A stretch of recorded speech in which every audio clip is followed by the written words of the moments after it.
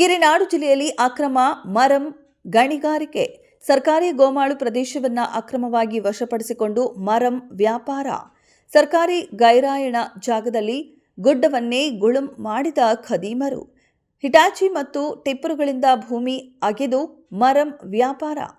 ಹಗಲು ರಾತ್ರಿ ಎನ್ನದೇ ಮರಂ ಗಣಿಗಾರಿಕೆ ನಡೆಸುತ್ತಿದ್ದರೂ ತಾಲೂಕು ಆಡಳಿತ ಗಪ್ಚುಪ್. ತಹಶೀಲ್ದಾರ್ ಹಾಗೂ ಕಂದಾಯ ನಿರೀಕ್ಷಕರಿಗೆ ಮಾಹಿತಿ ನೀಡಿದರೂ ಸ್ಥಳಕ್ಕೆ ಹೋದರೂ ಯಾವುದೇ ಗಾಡಿಯನ್ನ ಸೀಸ್ ಮಾಡದೆ ಹಾಗೆ ಬಂದಿದ್ದಾರೆ. ಯಾವುದೇ ಕ್ರಮ ಕೈಗೊಳ್ಳದೆ ಅಧಿಕಾರಿಗಳು ಯಾವ ಉದ್ದೇಶಕ್ಕೆ ಮಾಡಿದ್ದಾರೆ ಎಂದು ಗೊತ್ತಾಗುತ್ತಿಲ್ಲ. ಹುಣಸಗಿ ತಾಲೂಕಿನ ಕೋಳಿಹಾಲ ಸರ್ಕಾರಿ ಗುಡ್ಡ 85 ಸರ್ವೆ ನಂಬರ್ನಲ್ಲಿ ಹಾಗೂ ಕಕ್ಕೇರಿ ರೋಡ್ ಐಬಿ ಹಿಂದುಗಡೆ ಮರಂ ವ್ಯಾಪಾರ ಬಹಳ ಜೋರಾಗಿ ಮಾಡುತ್ತಿದ್ದಾರೆ. ರಾಜಾರೋಷವಾಗಿ ಸರ್ಕಾರಿ ಭೂಮಿ ಅಗೆದು ಆ ಮರಂ ಮಣ್ಣಿನಿಂದ ಒಂದು ಟ್ರಿಪ್ಗೆ 3 ರಿಂದ 4 ಸಾವಿರಕ್ಕೂ ಹೆಚ್ಚು ಹಣ ಪಡೆಯುವಂಥದ್ದು. ಈ ಅಕ್ರಮ ಮರಂ ಗಣಿಗಾರಿಕೆ ಸಂಪೂರ್ಣವಾಗಿ ತಡೆ ಹಿಡಿಯಬೇಕೆಂದು ಆಗ್ರಹ. ಈಗಲಾದರೂ ಜಿಲ್ಲಾಧಿಕಾರಿಗಳು ಹುಣಸಗಿಯ ತಾಲೂಕು ಸಂಬಂಧಪಟ್ಟ ಕಂದಾಯ ಅಧಿಕಾರಿಗಳ ಮೇಲೆ ಕ್ರಮ ಕೈಗೊಳ್ಳುತ್ತಾರೋ ಇಲ್ಲವೋ ನೋಡೋಣ. ಜಿಲ್ಲಾ ವರದಿ ಹನುಮಂತ ದೊರೆ. ಕ್ಷಣ ಕ್ಷಣದ ಸುದ್ದಿಗಾಗಿ ವೀಕ್ಷಿಸಿ ರಾಷ್ಟ್ರಧ್ವನಿ ನ್ಯೂಸ್ ಕನ್ನಡ.